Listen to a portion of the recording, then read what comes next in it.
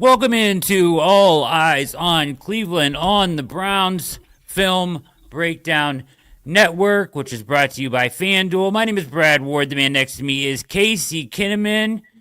Follow him on Twitter or X at Case Knows Ball. What is happening, Big Case Dog?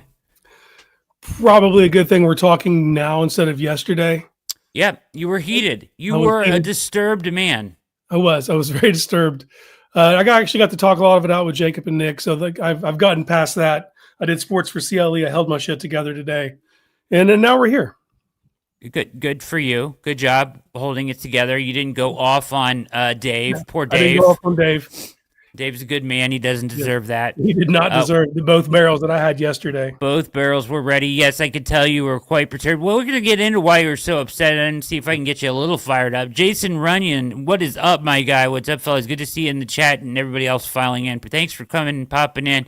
If you're here, take a moment and make sure the like button still works. Just check on it. Just give it a tap, tap, taparoo. It might not be working. Just make sure for us and smash the subscribe button for sure. If you're not already a member over at Browns Film Breakdown, you're missing out, surely, on one of the best Browns communities going.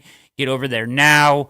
It's worth the price of admission just for Jake Burns' Film Breakdown. You will become a smarter football fan.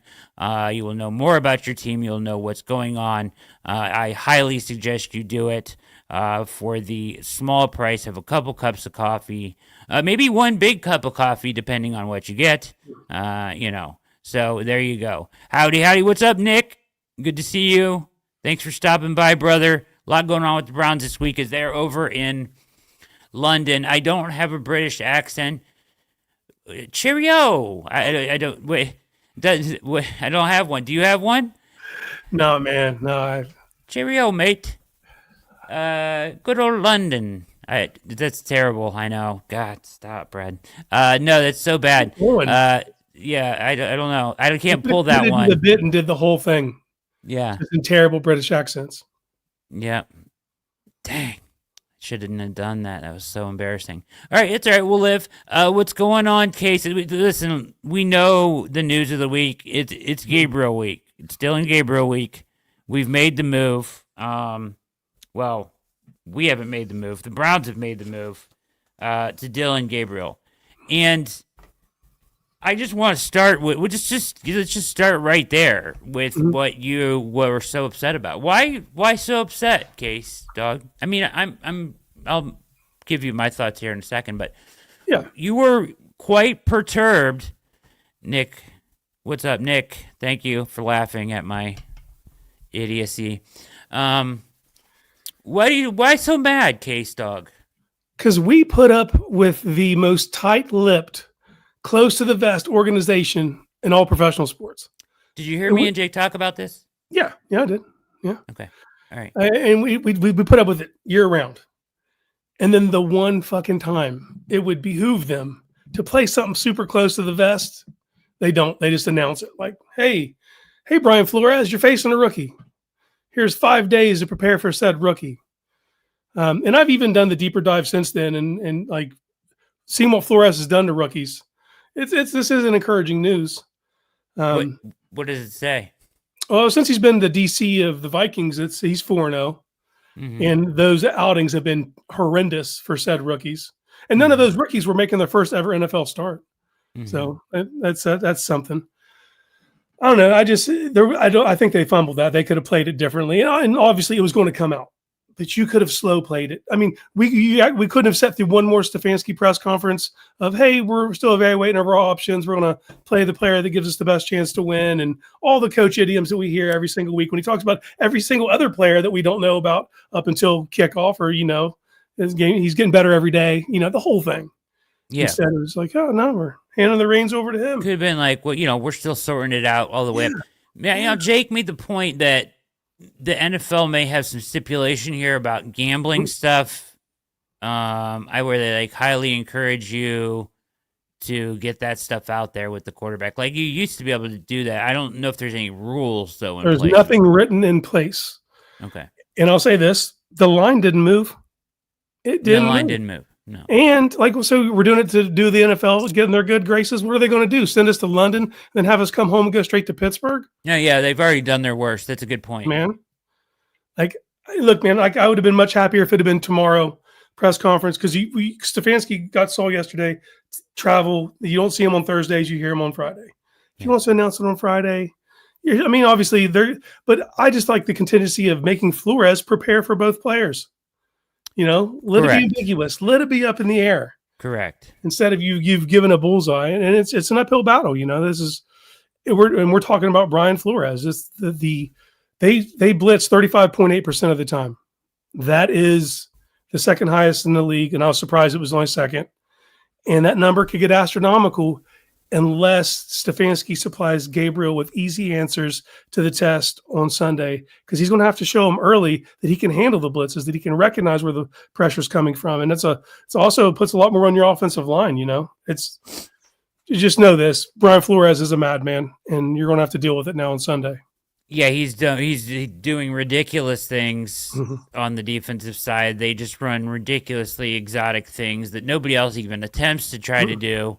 To disguise you, to blitz from different places, they drop all kinds of guys into coverage. They'll blitz guys. They're 35% second highest in the league. You said that's significant, right? And identifying where that's coming from is a major part of this, especially when we talk about what would win this game, because you have the ultimate equalizer on the other side in Carson Wentz. Yep.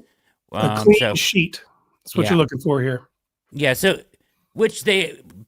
crazy stat, 10 out of the last 11 games the Browns have played, they've turned it over twice or more. And one win in that same time span. And you know what that win was? The one they didn't do that. Yep. Yeah, only had one. Only had one against Green Bay. So, MC says, don't stress, fellas. Browns 23-13. Listen, I would love to have that. Old man Drizzit saying their run defense is bad. Yeah, I got all the numbers if you want them. Fire away. Okay, they've given up the 24th most rush yards, but they are 31st overall in run defense. Is that DVOA or? Yeah, and they're third against the pass. So this is a game where we got to run the ball. We have to run the ball. Okay. And I like their linebackers. I like Ivan Pace. I even like their backup Kobe King. That's the thing about this defense, man. They got dudes. This is Kobe King was our he was our guy he was our mock draft guy. Yeah, man, a block deconstructor, a downhill thumper, man. You don't have a lot of those in the league. Yeah. Ninth overall in points per game, seventh in yards. You can move the ball on them, but they're the no risk it, no biscuit. They're out there big game hunting. They're trying to turn you over, and they've got 11 sacks, 14 hurries, and 36 pressures on the season. They get after it. Like we said earlier, the 35.8 blitz percentage. They also have they do have 30 missed tackles though. So this is a game that if we can somehow just get Dylan Sampson in the game plan, just get him out there, give Dylan some quick answers, some easy stuff. Yeah, because this is a team that will miss tackles because they're out there big game hunting. So they're missing, and to switch the flip sides of the ball real quick, because old man Drizzit mentions Van Ginkel. Van Ginkel, I think he means to say, their outside linebacker. He is hurt. I don't believe he's going to play. Yeah, they're dealing with injuries, and they're dealing with a ton of injuries on their offensive line.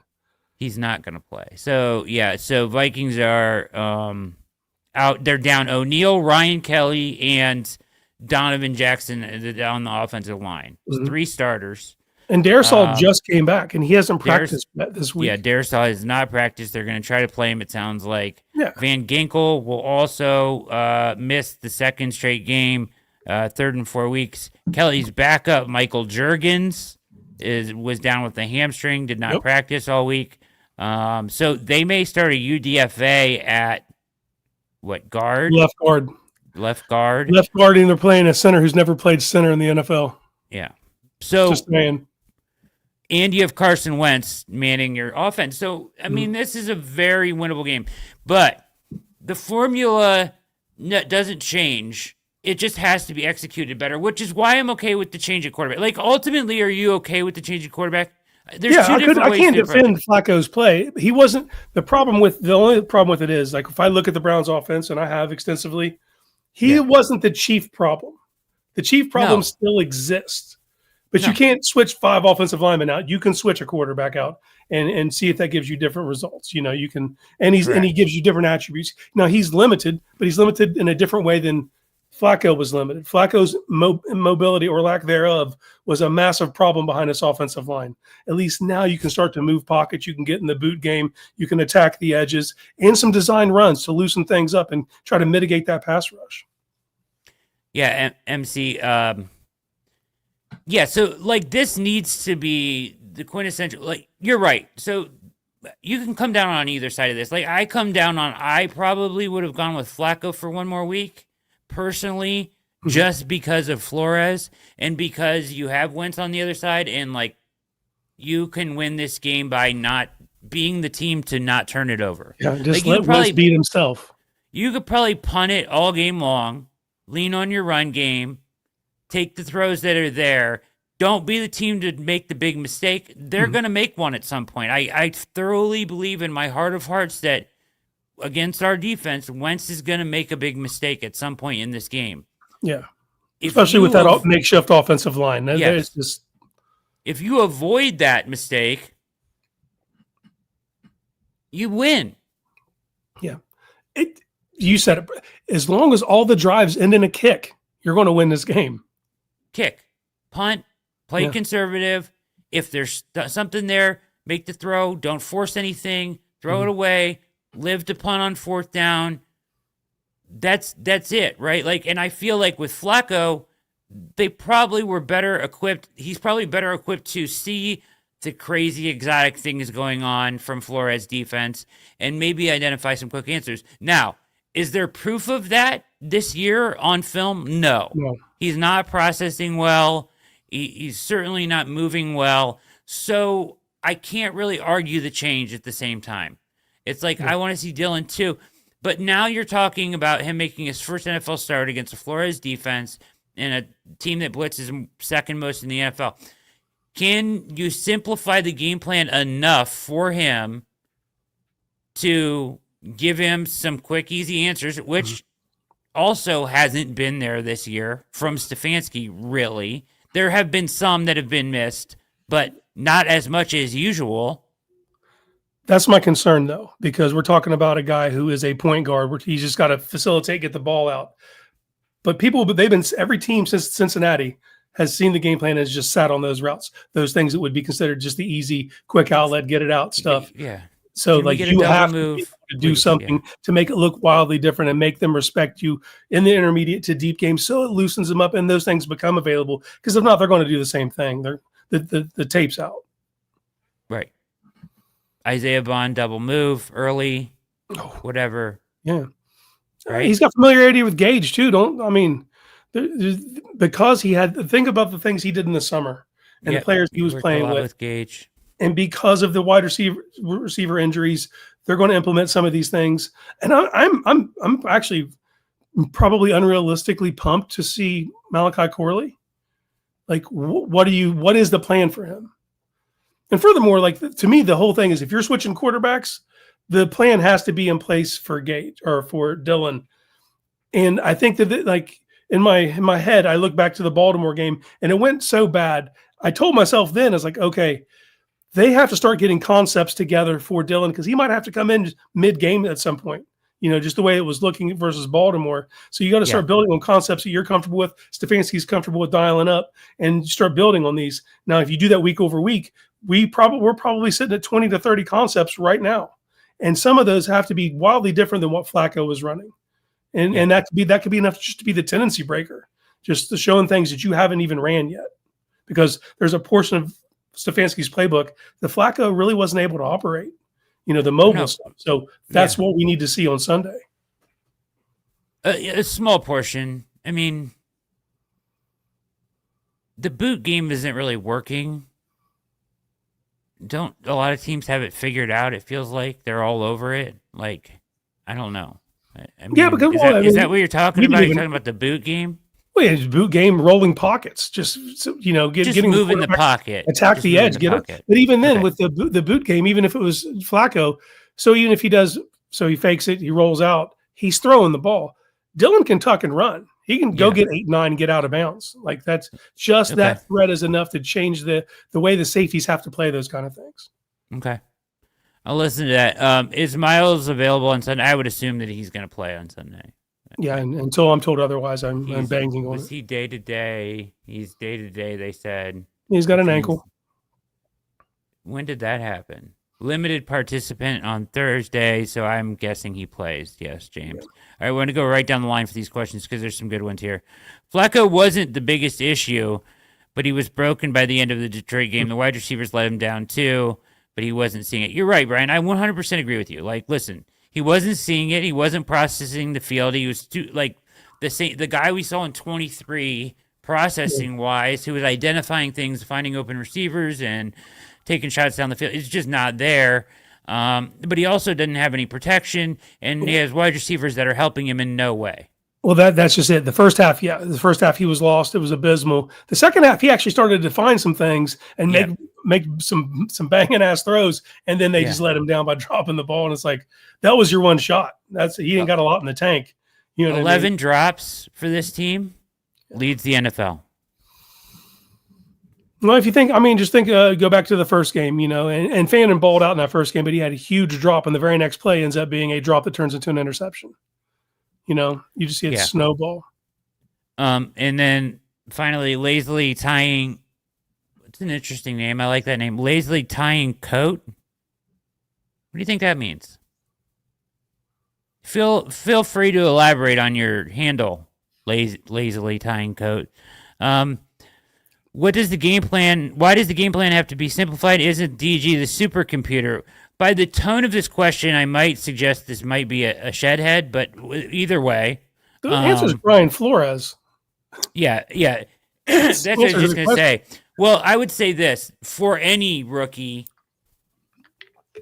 supercomputer, good processor, which is what they say. Nobody called him a supercomputer. A good processor, whatever. Regardless, it's his first ever game in an NFL, a real NFL game, first ever start, and you're going against one of the more exotic, blitz-happy defenses that you're going to ever see. I would say no matter what, the game plan probably needs to be simplified to a certain extent, right?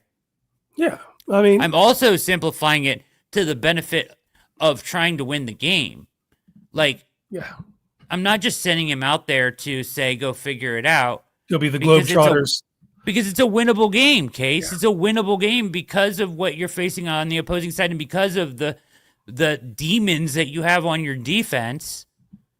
Lean into that. Lean into the defense, punt the ball, play field position. You've got turnovers 2 weeks in a row. I guarantee Wentz is going to make a stupid play, take a bad sack, fumble the ball, strip sack, or throw you a dumb ball, and you're going to get a short field. Get in the end zone that way with Judkins. Get creative then. Save your good stuff for then, right? But they're going to need some man beaters and some. I would like to see some more bunch set stuff like in third down. Like get natural rubs. Let's get natural rubs, quick win options.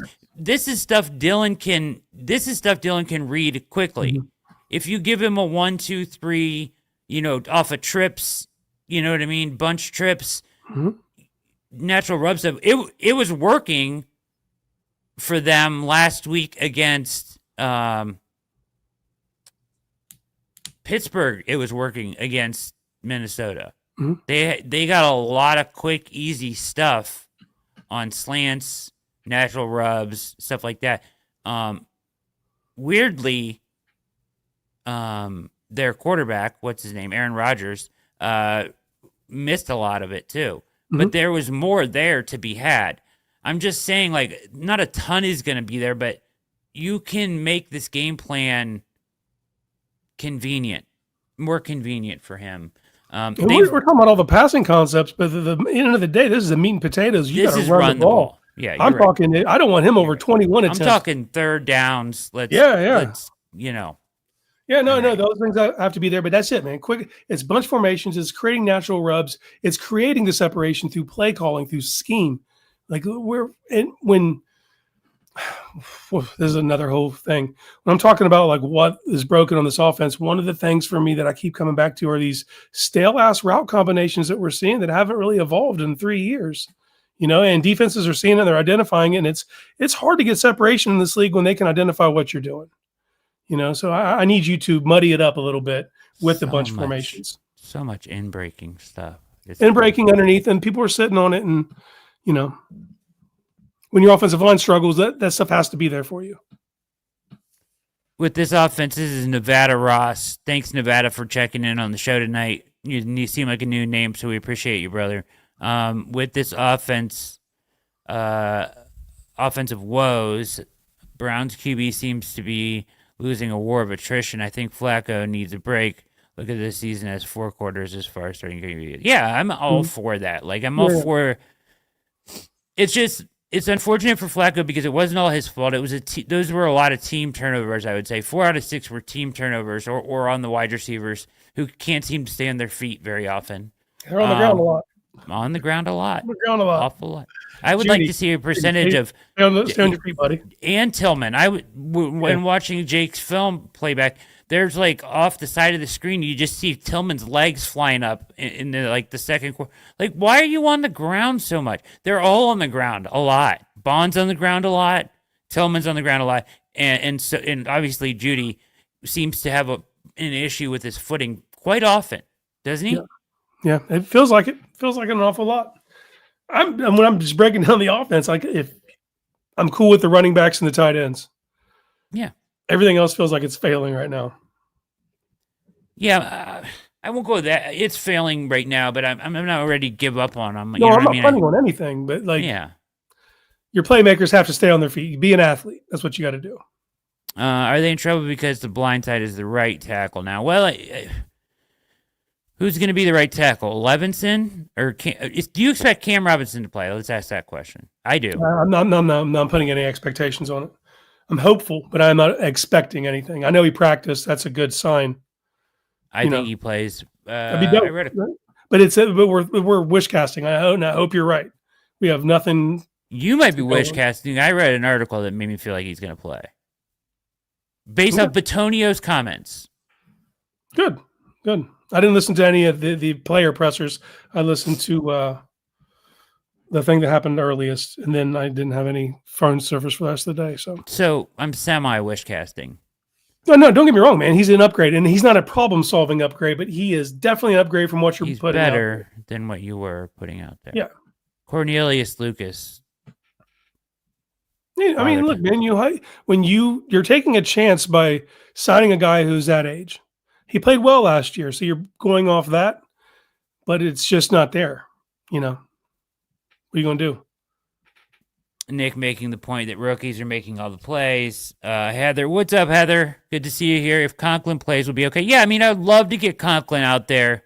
I have no faith based on that video that we saw that he can put any pressure on, or even get into a stance at this point, Case. He put pressure on it last week. So maybe that's why he's not doing it. Maybe that caused him to flare up. Because when I saw it last week, I was like, oh, he's putting pressure on it. And then I see him yesterday, and it's just dangling, like just right above the ground. So maybe he's just trying to save it for the game. I don't know. But once again, like I have my confidence that he plays is pretty low. I'm telling myself we're seeing the same line we saw last week. That way, if we don't, and it is Robinson and Conklin, that's a massive upgrade, and I'll feel way better about the situation. Either way, you have to have a better plan. It was malpractice of sorts to not chip or help as little as they did last week. Yeah, just Aiden Hutchinson, just nothing, just one-on-ones. Why? We thought Lucas could handle that responsibility. It's not even, dude. You have a front row seat every week to how people handle Miles. A front row seat. And I'm not saying Miles, but he's getting up towards that class. That's his. He sees the finish line. That's what he wants to do. LaFleur had a freaking conga line of 3 guys waiting on Miles. Mm-hmm. Yep. I don't know. Malpractice is a good word for how that was handled. Yeah, we don't, Heather, I'm not sure what he did to the elbow. I don't know if he was, It imploded. I have no idea. I have no idea. It was an eye injury, and then and an elbow. Okay. What's up, Charlie Chuck?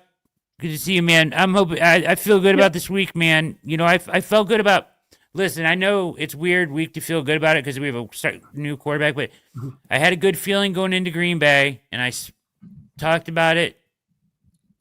I have a good feeling about this because you just have to do one thing.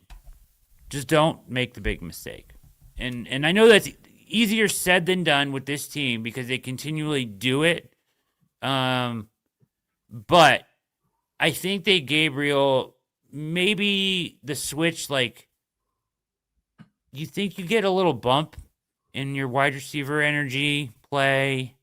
Maybe. No? Maybe because there's also secondary stuff too, because once you ran your route, the play was over. Flacco's either getting rid of the ball or he's getting sacked. I mean, at least now there's like a second life to a play that didn't exist before. So stay alive for your quarterback, make plays for your quarterback. But we should talk about something MC just said in the chat. Scramble drill. Let's get to Todd first, though. You can easily come down on the other side. Flacco is not processing well and throwing interceptions. Joe has always been. Yeah, absolutely, Todd. You're absolutely right. That's what we're hoping. That's what I'm hoping is that this kid is intelligent enough and has played enough football to understand what his job is this week is not to go out and be superstar. Your job is to go out and manage the shit out of this game, and that means handing it off 40 times and throwing it under 20 times, completing 8 or 9 of those, get you in the end zone on a short field, take a field goal here or there. I think you could get out of there with a win. Keep it on the rails. Keep it on the rails. I like that. All right, what'd you say? What MC said? Yeah. Because we're all like, it feels bleak because you've had a couple games that have gotten out of hand, but you've already played the toughest part of your schedule. Yeah, and those games wouldn't have gotten out of hand if you didn't beat yourself. You would have been in those games. One of those games, you can point to instances where you shot yourself in the foot and just. But here's the other part: is so you've got one win that doesn't feel good. You can swap it for the Bengals. You should have beat the Bengals. Maybe the Green Bay game could have went a couple different ways, but you're sitting at 1-3. You were favored to win 0 of those games. You know what I mean? Wait. Again, this game's winnable. They are 3.5 favorites, and technically, they're the home team to me because they didn't have to do what we're doing this week. 3.5 point dogs. Well, that's what I'm saying. Sorry. Yeah. But look at the next 4 games. Winnable. Vikings, Steelers. I know it's in Pittsburgh. That sucks, but they're not the team that they were. Then you got the Jets, and then the Dolphins, and then the Patriots. Man, there's 4 winnable games staring at you on your way to the bye. Yep. Oh, you're right. 100%. You know what I mean? There is opportunity in this. And yes, it started off rocky, but your schedule was murderer's row. The only team that had a harder start to the season than us was Baltimore. And how are they handling it? You know what I mean? They're also 1-3.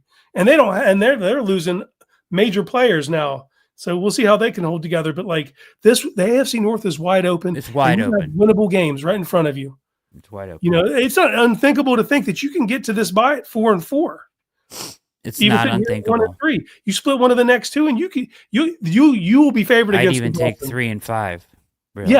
Yes, because the schedule gets easier even on the back end of that. When you got teams like the Jets, like the Titans, like the Bears, there are wins to be had if you just hold the shit together. One game at a time, obviously, but this is a winnable game. Pittsburgh's a winnable game. Man, it feels dark and it feels bleak, but this thing could feel pretty good here in the next 2-3 weeks if you just handle your business. All right, so I got a couple questions to get to here in the chat. Good stuff, Case. What's the over/under was the question. Have you seen it? No, the over/under? No, I don't know. 35 and a half. Yeah, dude, this is a classic 13 to 14 game. 35 and a half is that's by far the lowest of the week by almost 10 points. Yeah, so good. You know the highest is somehow Cincinnati and Detroit. Yeah, I bet. Detroit might hang 50 on them. They may. This is world's fastest, I believe, right? Yes, it is. AutoWax. Yeah. So he wants to know what wish casting is. Yeah, and wish castings, you're going to say something's going to happen because you want it to be true, Yeah. as opposed to having factual evidence why it will be true. You're putting your vibes out into the universe that you want something to happen. Hey, look at world's fastest. He's double dipping on us.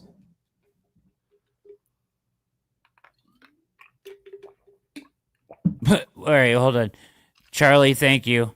That I agree. Dillon had the most turnovers with the ones in training camp. What are we going back to the training camp tracker now? Please don't bring that back into my life. Once he gets hot, it's over. Once he gets hit, it's over. Oh, okay. Maybe. We'll see. I mean, maybe. Maybe he had something he's got to prove. Yeah. Conklin's elbow most likely a subluxation. What it was? A subluxation? Subluxation, sorry. It's sort of a partial dislocation, not an uncommon injury for linemen. Nasty ones hurt. It can take time. Everything takes time with Jack. Any thoughts on Kevin's choice for Sunday's backup QB? No, I think it's the right decision, James. Yeah. And that's the other thing we gotta wrap our head around. I know they just named Dillon a starter. That doesn't mean you've seen the end of Flacco. It's a long season, man. You may need him at some point. Like, it's just the way this league goes. The mime act that Shador went with after the question. Yeah. The mime, is that what they do? Yeah. The pantomiming that he did, that thoroughly nailed down for me the correct answer was, yes, I'll take Flacco as the backup. That guy is not ready to be a starting quarterback in the NFL. Yeah, it's not a big deal. He was being goofy. He was I think it was probably in response to Rex Ryan's insults, which were out of pocket as well, I think. Yeah. But why are you listening to Rex Ryan? Why are you getting an award for Rex Ryan? Rex Ryan's an idiot himself, right? Moron. We're taking advice about who's who should be the guy and who's responsible from Rex Ryan. That's bad news. But either way, we've seen a couple instances here recently where he was pitch perfect for a long time, but he spouted off on the mouth about he looks around the league, he feels like he can start anywhere. Stefanski answered the question right. I want all my players to play that way. So do I, but you don't need to say it publicly. I don't know. I don't really have a problem with that, but I would prefer you not go out and say that as you're my third string quarterback. It's like a look at me thing, right? Kind of. And then it's the same with the miming thing. Like, come on, dude. This should be about Dillon this week. What are you doing? It would have been so. Look, or if you're going to do that nonsense, just say no comment. Just say no comment. If you're going to go that route, but what you should have done said, hey, I'm happy for Dillon to get his opportunity. I'm going to keep my head down. I'm going to keep working. And if my number's called, I'll be ready. Like, just do the thing. Do the thing, man. Like, world's fastest fixed his computer. That's fantastic. I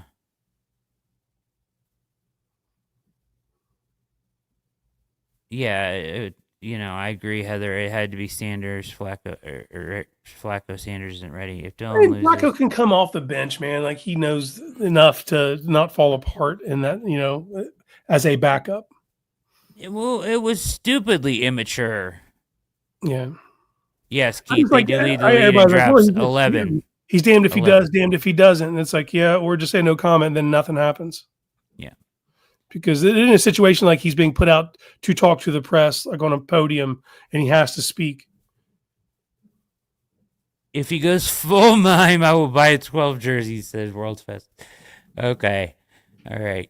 So I've got some clips that I just thought were, interesting takes on the situation this week. We're going to bring a little element of the react into this, okay. Just react to some stuff that I have on hand. Let's see what we got here from this week, because there were some interesting takes out there on this whole situation, you know what I mean, in the Cleveland media, which I always find intriguing. Which one do we have here first? This one? Oh, yeah, there's two takes, and then one's we'll just take a look at this first here. This is just. Oh, pause. Sound. All right. This is just from. This is the Cleveland social media team. Get hype. Yeah, this is a Cleveland social media team giving you a look at. What do you think about Malachi Corley and the boy Bond looks like a freaking new man out there, doesn't he? Mm-hmm. He looks the smoothest out of all of them. He did go make some plays last week. And Keith, I'm going to get to your questions right now because we have actually addressed this at length. Mm-hmm. So I just want to make sure that we. So just so you know, Keith, I think we've been vocally expressed that we agree with you, Keith, that the offense has been predictable and it has lacked creativity. I don't think there's any question about that to this point. You're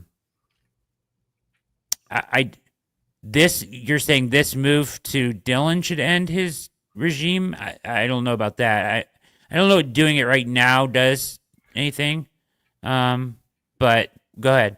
Well, I think this move will actually kind of reveal what Tommy Rees actually brings to the table. He's worked with mobile quarterbacks. Mm-hmm. You know, and that's the one thing, like Stefanski has usually just had a prototypical guy. He's going to be in the pocket. He'll make some first down runs, every now and occasionally, but like it's not, the running's not a big part of Stefanski's offense for the quarterback, but Rees has had a completely different, background with Milroe. And if you look what he was able to do at Notre Dame, those guys, there's designed runs there. So I think we should see what Rees actually brings to the table for this offense with a quarterback who is more mobile.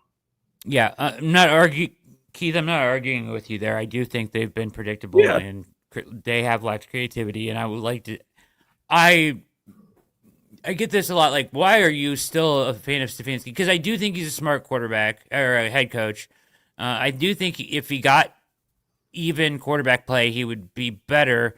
I just think that collectively as an offense, they haven't really given him a lot of opportunity to get creative because they're playing for their lives every. Yeah, and when you don't trust the line to hold up, it's hard to dial a lot of stuff up. A lot of that stuff you're not going to get to it.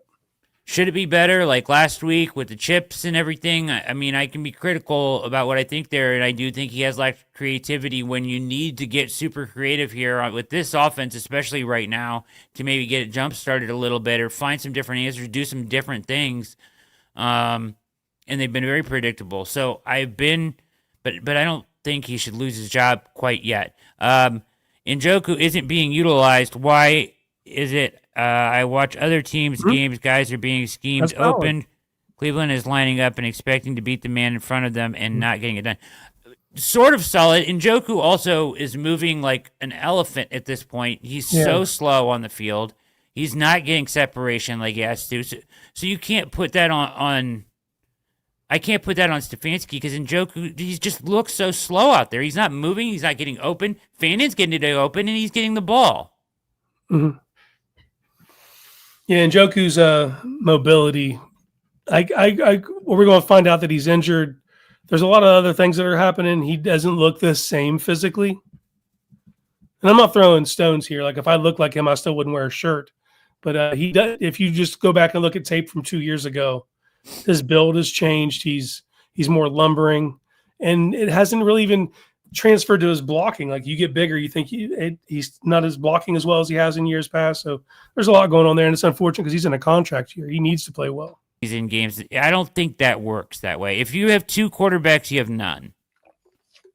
It works if you have, like, if you think back to when Flacco was in Baltimore and Lamar first got there. Because Lamar has such an ace up his sleeve with his mobility. Like if you're an outlier in one area, I can see it, but Gabriel's not that.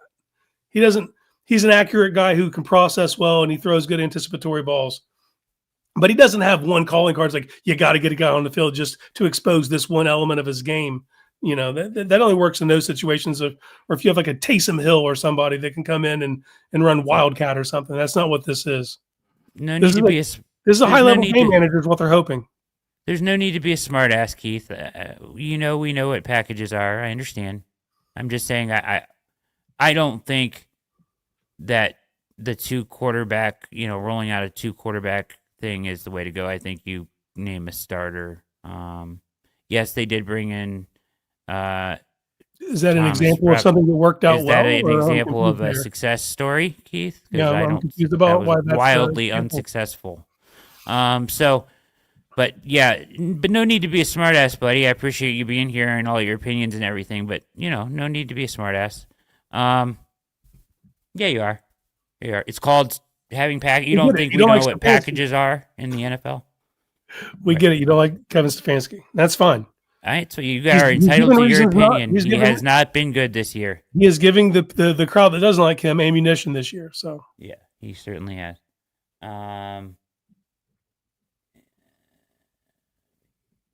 Both tight ends. Smooth living.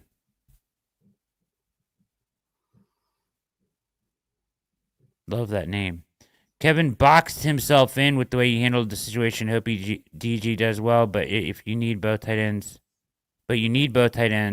help with blocking and play action. Seems like the Browns are built for a Ravens offense. Yeah. Ravens offense really only works with one guy, in my opinion. Yeah. And his name's Lamar Jackson. Yeah. And I think we're both fans of Cooper Rush. He's an okay good backup to have, but he can't run the system that Lamar's running in the way that he runs it.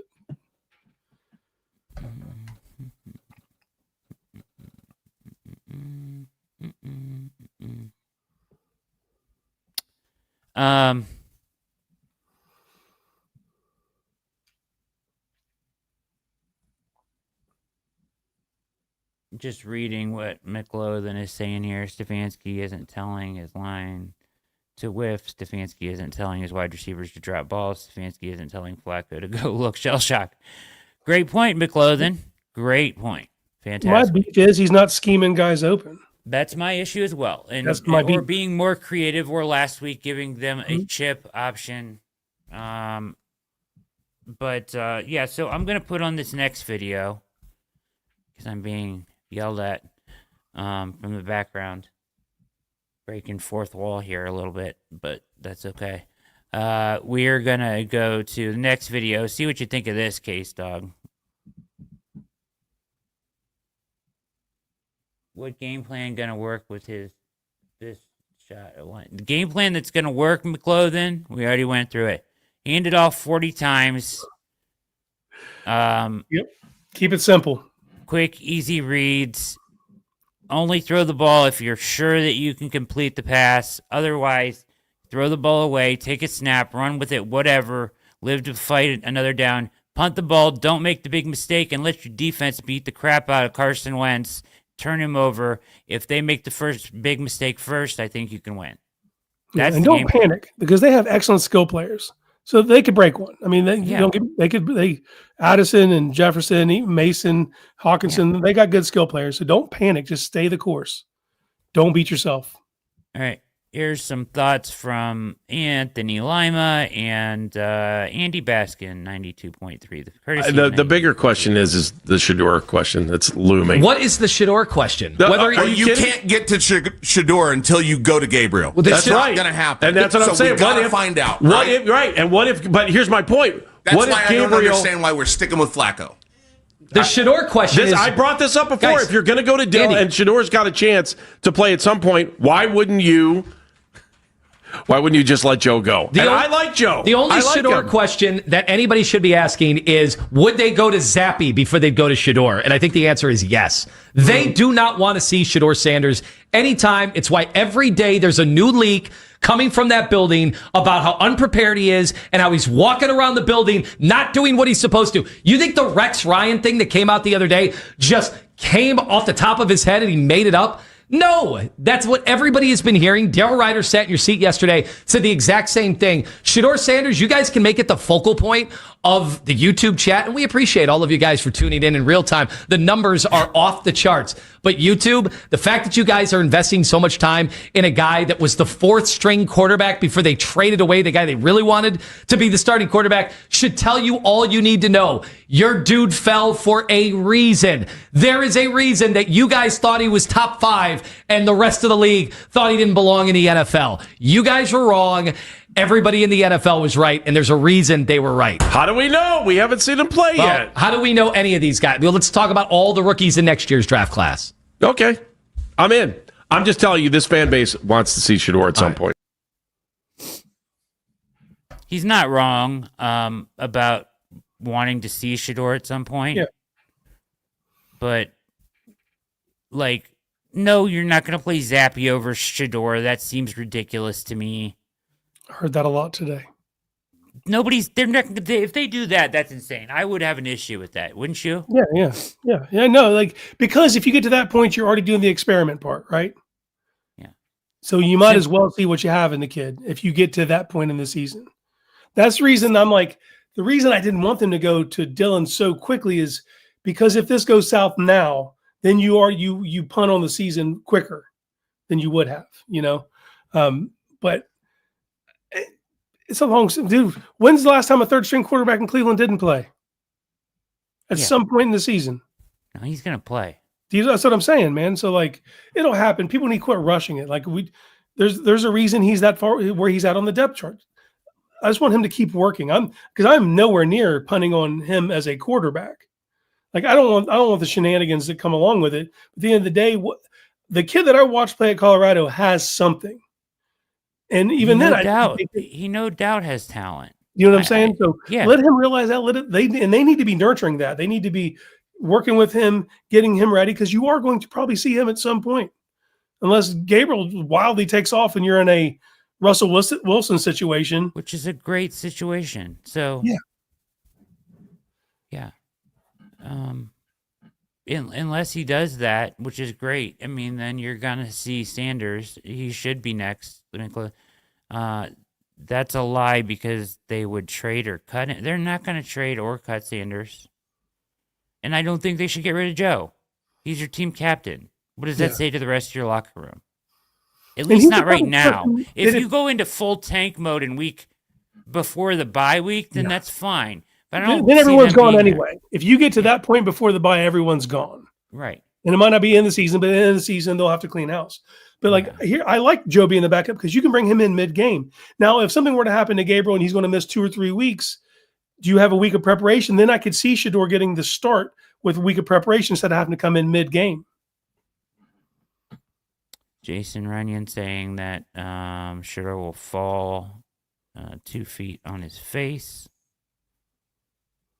I don't know if he even falls that far. Heyo. I think Sanders is only 3rd stringer because if something happens to GG, they don't want to spring it on Sanders. If DG gets benched, I feel Sanders would be put in before Flacco. I think you're probably That's right. what I just said. Like mid-game, yes, Flacco, because he'll be up on the game plan. Mid-game Flacco, but if you're going to give him a week to get ready, I think it's probably Sanders. We saw this in 2000. At least after the bye. At least after the bye. Yeah, we saw this in 2013. You started the season with Whedon. You had Jason Campbell as the backup, and Hoyer was signed right before the season to be the 3rd stringer. But when Whedon got hurt and they had a week to prepare, it was Hoyer time. They left the veteran backup. Same scenario for me. Well, yeah, kind of. Listen, if he keeps pantomiming his answers to the press, then you're not ready. But if he gets his head on straight, and acts like he wants to be there, whatever. I mean, I don't know what's going on in the building, so I sound out of pocket right now. So I take that back. He has been pitch perfect since he got to Cleveland till the last 2 weeks, and you have 2 instances of him where it's not a great look. And that's the first time for me that I feel like he's been like that, except the speeding ticket, which I really didn't give a shit about from the beginning. So I just wonder if he's getting upset now. It shouldn't matter. Like, we shouldn't be interviewing the 3rd string quarterback. Name another team in the league that's doing this, where the media gravitates towards the 3rd string quarterback. Man, like, let him develop. Let him be seen and not heard. Great point. that's part of the fear. That is part of the fear, Philip. 100%. Todd, you're 100%. Judkins, Sampson, run the rock, baby. That's how you make it simple, McLothan. Sanders needs to learn how to throw it away and not run 30 yards. Well, hopefully they've been working on that, right? Philip, what did Philip say about DG? Oh, that he's going to fall on his face? Fan base wanted to see Johnny football. Yeah, it's not about the fan base, you know. If you listen to the fans, you'll be sitting with the fans. Yeah. Only Stefanski knows how ready Shador is, and when that's my hope for this move to Gabriel is: did you do it because you thought the kid was ready? And are you doing it because are you panicking? Or are you doing it out of panic? And you said it felt panicky the other day. Yeah, and the report that came out that it was disjointed and that Stefanski wanted to keep rolling with Joe and ownership and AB. I got that next, buddy. Don't you wait. Okay. Don't you worry. Burying the lead here. Sorry, man. No, you're fine. Start. You didn't know. We didn't talk about it. My insiders say that there's strife in the building. Tony wrote about it too today. He must have got the same stuff. But apparently, it's Kev v. Andrew and Jimmy, from what I understand. Kev wants to keep Flacco. Andrew and Jimmy want the processor. The Browns have too many decision makers in football. Why does he think that's so funny? Like, he put his arms up in the air and leans back laughing because he called him the processor? When they had to add a laugh track. Come on, Riz. Some corny shit. Riz used to crack me up, but what are we doing here? Ops. Reaction or overreaction? It's a reaction. All day. Like, when are they going to learn? Too many, Chris. A lot of teams, the teams that do really well, the coach has his side and the front office has their side. On this team, it's everybody has everything going on. You understand? Totally. Like, everybody's in, except for Kevin. All he does is coach on Sundays. Thoughts? Do you agree with what he's saying? Do you think it's possible what he's saying is true? It's 1,000,000% possible. That's the part I don't like is that I can't rule it out. It's a shame I can't rule it out because we know that there's been meddling in the past. I don't want it to be true, because then all of a sudden you start thinking about a sinking ship scenario. And then if Dillon doesn't play well, what does that mean for Kevin? You know what I mean? Like it gets dark awfully early if that is what's actually happening in Berea. And obviously no one wants that. But but it is true. Like, where was the exit ramp for Flacco? It was after week 6. It was pretty clear, right?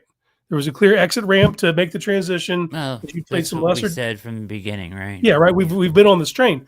So if that was their plan, we don't know if it was, but if it was their plan, and you're asking the coach to deviate from the plan, he thinks he doesn't have to. That we can navigate these next 2 weeks with Flacco, and then we can implement the rookie. And so anytime you have to not go with the plan, you have to ask yourself: are we doing this out of necessity or panic? Those are the two options when you get to that point. If you're not following the plan that you laid for yourself. Riz is also a shed head, so you have to take that into account as well. That's the reason he's distant on Gabriel, which is fine, man. Like, you wanted who you wanted during the draft. And a lot of people get married to that idea. If this is who I wanted in the draft, so I'm married to seeing that through. But like, situations change, and as you get new information, you should adjust your outcome. What you're looking at. What I saw out of Gabriel in the preseason, and it's preseason, it's not the same thing.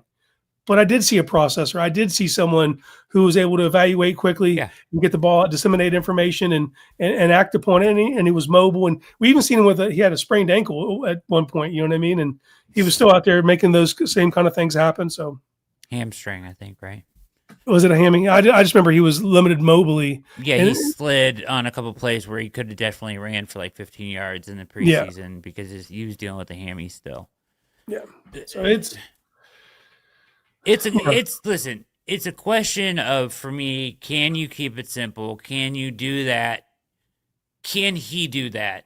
Mm-hmm. And can he also at the same time, and you don't need this week, but you also would like to, can his mobility and maybe a more better processing than Flacco, which seems hard to understand at this point, but Flacco has not been good at it this season. Can the combination of his mobility and maybe a simplified approach, lean into the run game, lean into your identity as a defense, can that create better complementary football and more wins? That's still the blueprint. It's been the blueprint since day one. They just haven't been able to execute it. Yeah. Well, does this move give you an identity on offense? Right. Because they don't have one yet. They have Judkins. But they don't. But they have failed to, like. I get it. He's still acclimating, but you're seeing it, man. Like, that's the offense has to move through him, and it's the physicality, and you have to start leaning into that. And it helps against the pass rush, man. Like, for me, it's all about the running game. It's about keeping it simple. It's about keeping your pass attempts, if at all possible, no more than 21, 20. That should be the limit, And this is probably dumb for me to say out loud. Look what the Giants did with Jackson Dart last week. What do you have, 19 pass attempts? That was perfect. They utilized his legs. They lean into what they do. Like, that's what you got to do. You got to forge your identity. And we're going into week 5. We still haven't done it.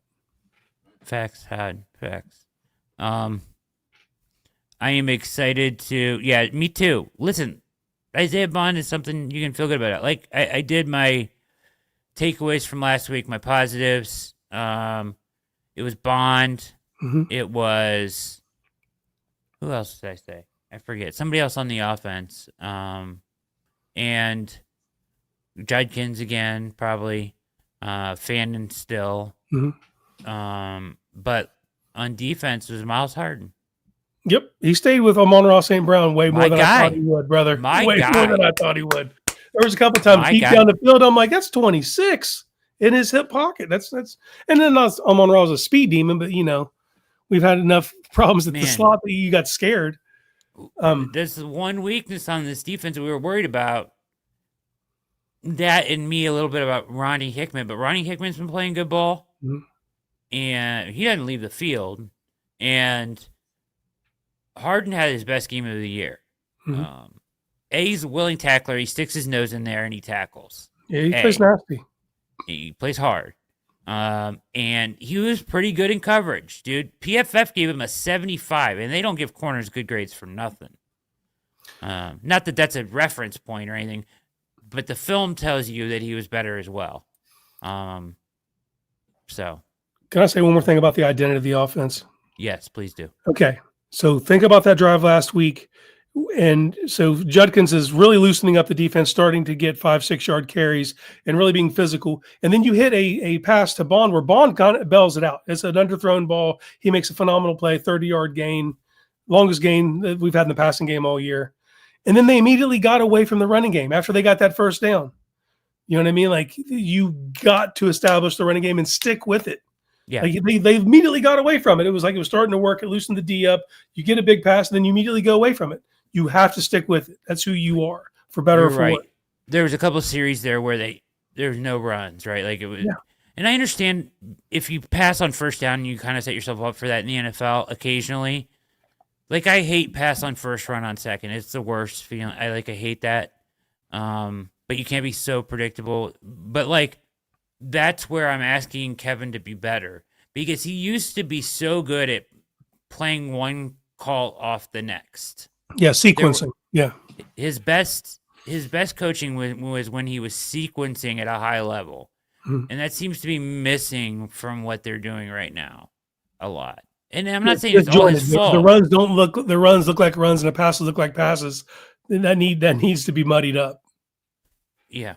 It seems pretty clear, like, the defense knows what's coming. Now, you're being able, I must say, in the past few weeks, the running game has been much better. Yes. So kudos to them for that, even with a bad offensive line. So, but sequencing, creating some things that, off of things that you've seen earlier in the game, wrinkles, stop and goes, wrinkles that break out instead of in, or, deep shots, when everybody's sitting on everything short.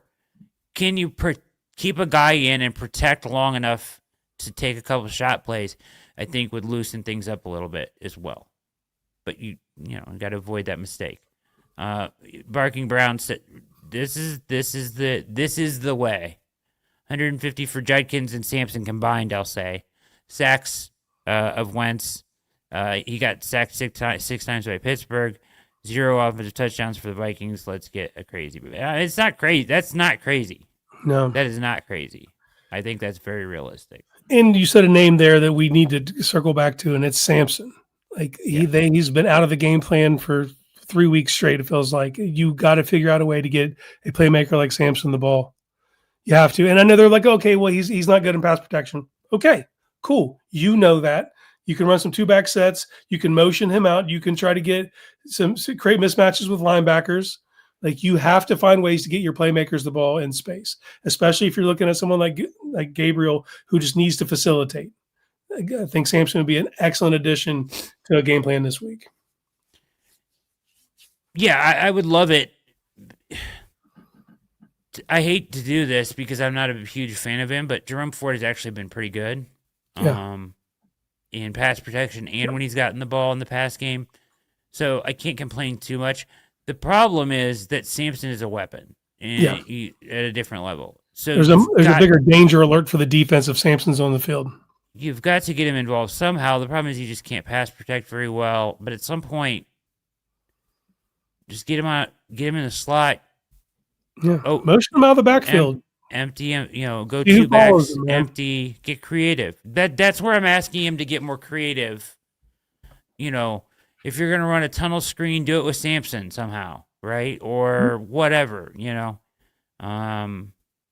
we'll see. And also, like if you're not going to use him, why is he not like a candidate to return punts? Like find ways to get playmakers the ball. Other teams do it weekly. Yeah, I didn't realize this, but I guess Deuce has say on usage, and I did not realize that. Why is Stump. that? So did Stump. That's just how Stefanski rolls. I don't like that. Yeah. Yeah, because I'd have certain plays that are designed for him to get the ball. Exactly. Well, I mean, I'm sure they do. Like they've got to talk about it. Like I'm sure they have a meeting where they're like, "Listen, when we're gonna run this play, it's got to be him, or it's got." But like certain situations in the game, I'm gonna be like, "Dude, no, quit sending me Jerome Ford. Send me 22, please. 22.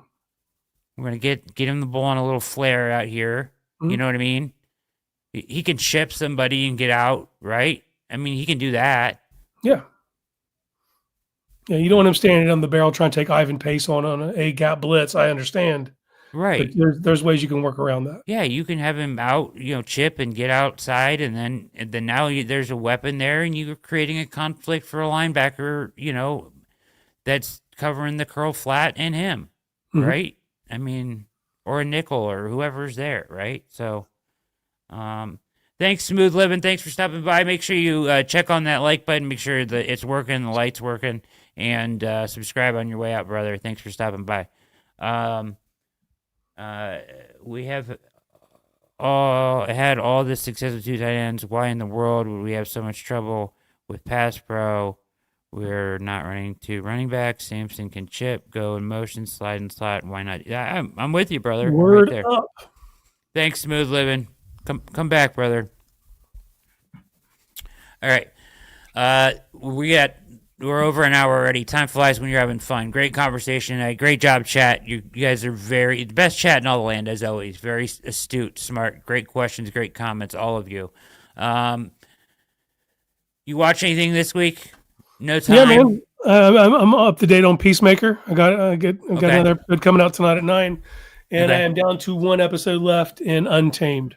That's where I'm at. Ooh, yeah, you like that one. Is it worth and it's the watch? Unfolding. I have some weird theories going on now, so we'll see if they play out. Is it worth the watch for real? Yeah, man. Yeah, it is. I've enjoyed it.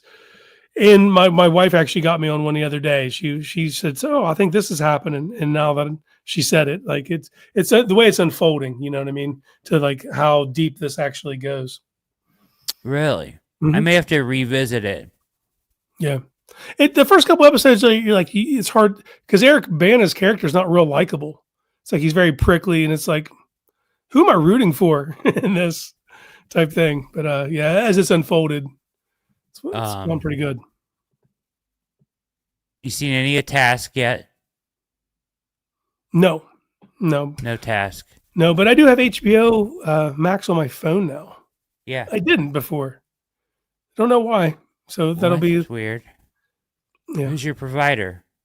Well, AT&T. They actually pay for they have HBO Max because of AT&T, but I just never put it on my phone. The other day, I'm like, I'm a couple episodes behind on Peacemaker. If you have it on your phone, you should get it on your TV. Well, I have it on my TV. Oh. I have it on my TV, man. I'm never in front of my TV. Like so having it on my phone actually got me caught up with Peacemaker, which is unbelievable. I know your superheroes aren't your bag, but man, I may have to dip into it just because you said. But I looked at the cover and it was just a superhero standing there in a weird costume. I'm like, come on. I get it, dude. It is a weird costume. I hear you, old man Drizzit. I'm gonna have to revisit it. Well, you burn through shows, it'll take you no time at all. Yeah. Okay. I already had that guessed, Jeff. I already had that guessed that's where he was. What? Peacemaker's in a different dimension, and then you find out what dimension it is. But I had guessed that early into the season. See, I wouldn't get any of that. Yeah. I mean, yeah. Like comic dimension? Yeah, there's different dimension. I mean, it's like comic. So in his house, he has a portal that he can go to other dimensions. That's all I'm saying. And the dimension? Is it like, there's like aren't there two like different worlds of comic books? I don't know anything about this, so Yeah. In DC, this is a DC comic. Barking Browns is pissed. Says you spoiled something, Dick. Spoiler alert. What dimension he was in? It's tied in cleanly, easy. I would never do such a thing. As an alternate reality. Okay. Yeah. Okay. I'll take your advice, World's Fast. I mean, I'm. It will take me a push to get there. There will have to be like nothing on. They can, but I'll do it at some point. Something just ended today. We might free up some time for people. Pocket dimension. It's not a real spoiler. Yeah. Yeah, I wouldn't do that. I'm very thoughtful with that. Yes. Cut it out, Barking Browns. Jacob. All right, I'll give it 2 episodes. Deal. All right. That's fair. Dude, John Cena is so damn good. Dude, John Cena is part of the reason I don't want to watch it. Well, you just associate with wrestling or something? Is he good at? You think he's a good actor? Yes. He's the best wrestling actor. What have you seen him in? Nothing, but I can't imagine him being a good actor. Brother, good dude. He's a professional wrestler. Like, I mean, do you think The Rock is a good actor? No, he's not. He's terrible. No, dude. John Cena is a good actor. He could do any. Him and doing comedy is unreal. Watch Ricky Stenicki one day. And yes, I said those words, Ricky Stenicki. Watch it. Cena's, dude, he's unreal. He's very versatile. I have to get over the fact he kind of looks like Ricky Stenicki has Andrew Santino. Yep, that's my boy. Yeah, man, dude, you should watch it. Dude, he's amazing. Right, Cena's a really good comedic actor, is what I would say. But I do have to get over the fact his face is slowly morphing into Ernest from Ernest Goes to Camp. Like that is really happening. Yeah. That's a very definitive face. Dude, Ernest, he's starting to look a lot like Ernest to me, man. He's a buff version of Ernest. Like he ate Ernest P. Worrell. But I'll say this about Peacemaker, and if anyone's listening. So Tim Meadows, are you familiar with Tim Meadows? He used to be on Saturday Night Live. He played the ladies' man. He was in Dewey Cox. Ringing any bells? No? Dewey Cox? Yeah. Okay, the black dude from Dewey Cox. It gets Dewey. He's like, I want to try that cocaine. Like that guy, the guy who has all the drugs at all times. Tim Meadows is in this season. He's hilarious, dude. he says some things you don't see coming. I'm all in on Tim Meadows' character. I love Tim Meadows. He's great. Yeah, he's in this season as an agent. All right, here we go. Did that share? Yeah. Dude, he's starting to look like it. I'm telling you, man, he makes some faces and you're like, oh. Yeah. There's like a bunch of people talking about that. Okay. Interesting. All right. Anything? So have you started Black Rabbit? No, I have not. I know, man, you already burnt through it and you want to tell the world about it. But I don't want to tell anybody about it. I just want somebody to see it. Black Rabbit, Task is unbelievable. So you finished that one too? I can't. It's weekly. No, sorry, you did tell me that. I started another show called The Rainmaker, which is a Grisham book. Yeah. The original had Matt Damon. The movie, they did a movie back in the day with Gene Hackman, I believe, in it. And there's a series in it now, and I'm not so much a fan of the World's Fastest Black Rabbit is amazing. You're gonna love it. Love it. I had to mute it, so I won't see any scenes. Bateman, incredible. What's the other guy's name? Jude Law, incredible. All the actors in it are great. But okay, so I have a couple other shows I want to bring up real quick, and then we'll get out of here. A couple of shows we started. So we started The Rainmaker, and it's very good. I like it. I think they could have cast the lead character better, but the surrounding cast is excellent.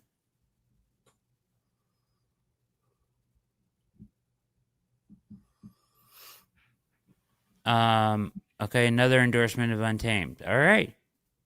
I'm enjoying it, man. I got one episode to go, and I have some theories. I hope they're right. All right. I'm going to write it down. It's that kind of thing where you can have theories and stuff, huh? Yeah. Okay. Is it real kind of whodunit? Yeah, but it's unfolding, so you're learning more about some of the things that have already happened. You know, I love that. Yeah, it's a good way to build a character arc. All right, so then the other one is it's number one on Netflix right now called Wayward. Have you seen this? I don't believe so. That doesn't. It's not ringing any bells. It's about a school. It's very weird, very strange. It's just very weird. I couldn't really get into it all the way. But it's number one on Netflix right now. Yeah. It's odd. It's like this town, and usually I like those kind of stuff. Like there's a show on Prime that's about this town that just pops up. And people get stuck there. What is that show called? Come on, chat, help me out. What's that show on Amazon Prime? It's with the black guy from African-American guy from Lost, and he was in what's the HBO movie about jail way back in the day? Oz? A show, Oz. Yeah. God. What's his name? Michael K. Williams. I've never seen Lost, so you never seen Lost, bro? No, man, I didn't watch a lot of TV in that time of my life, man. I didn't have cable. I didn't either. I just went back and watched it, dude. Lost is outstanding. I cannot recommend that more. That's one of my favorite.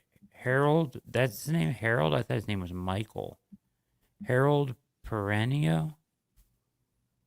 Oh, From. It's called From. The show's called From. Have you heard of this show?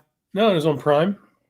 Yeah, it's on Prime. It's outstanding. It's if anybody's seen From, speak up in the chat. But yeah, it's like these people are just driving and they come to the same thing. All the same people come to the same thing. It's like a tree down in the road. And they're like, okay, well, we got to go back this way. And they go back through town and they go in. There's no way out. A tree in the road. And all of a sudden, it just happens to random people. It feels like random, but it's not really random. But it's like that they're stuck there. And then the people in town have to explain to them, listen, you're stuck here. And they freak out and they don't believe them. And they try to leave, but they can't. And at night, these things come out, and if you're out at night, these things that like are they look like people, and they'll be like enticing to you, like come on, come talk to me, but they'll really like rip your skin off and kill you. Oof. And you have to like learn this, that you can't be out at night. Anyways, it's terrific. So I can get behind some of those, but this one I couldn't get behind. Wayward. Called Wayward? Yeah. But I highly recommend. There's 3 or 4 seasons. If you like theories on what's going on, why are they there? This, that, the other. No spoiler. From is outstanding. Yeah, outstanding. They actually put a lot of old Prime series are now going to Netflix. Yeah. So if anyone hasn't seen Sneaky Pete and you have Netflix, it's good. Check out Sneaky Pete. It's good. I enjoyed it very much. Yeah. But this is like deep.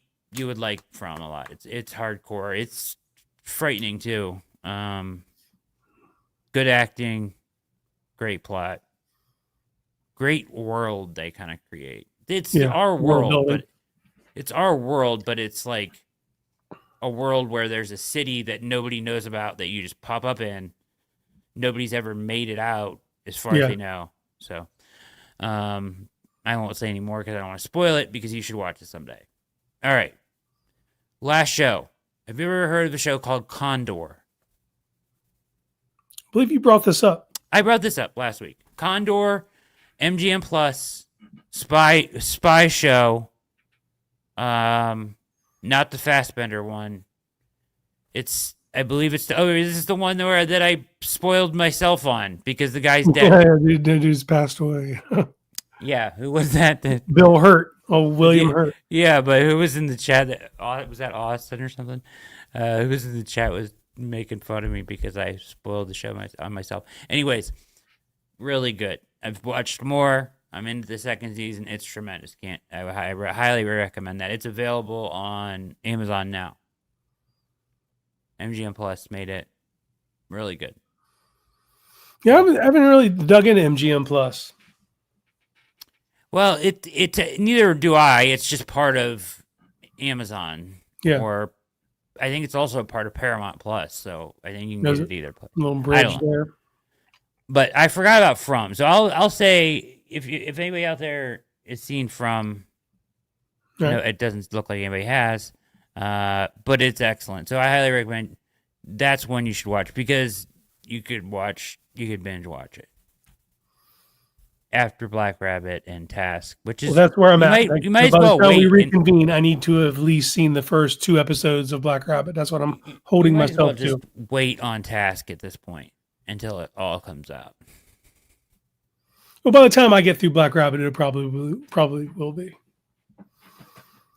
Okay. Yeah. So my goal, Untamed's a show I watch with my wife. I don't have many shows that we watch together. So we have 1 episode left of that, and then I'll move on to Black Rabbit, which I think she's decided to decline on. So I'll be able to watch those a little more rapidly. Who scored the touchdown, Jeffrey? Jake Tonjes. Get out of here. That's what I saw in the chat. Someone said Tonjes. Did you have it? First time touchdown. Did you? Look at you. Unless they're lying to us. Actually, that wasn't in the chat. I got a text message that said someone had Tonjes. I can't believe that. 3rd or 4th tight end. He's their first tight end right now. Yeah, Kittle on IR. Mm-hmm. That's why I played him. High odds. That pays out nicely. All right, I'm going to get out of here. You are the man. Casey Kinnamon. Follow him on Twitter at CaseKnowsBall. Great show tonight. Thank you guys all for watching, listening. Get over to Browns Film Breakdown. Get in there so you can talk with us. You guys are so good. This chat is so good. You guys belong in this community with us, talking with us every day about everything on the earth. Shows, everything, football, everything you can imagine. It's hilarious. It'll make your day more enjoyable, and everybody's really smart in there. So get over there. and get involved in Browns Film Breakdown. And if you want, get all in on what are those? Buffaloes? Okay. Thanks, World's Fastest.